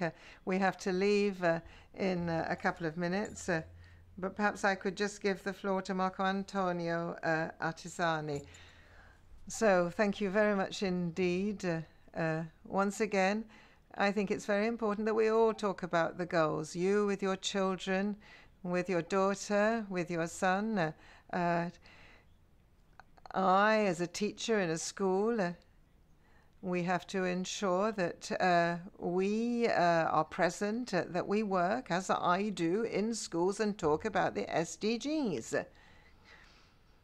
And also we have videos and internet, which people can look at and refer to.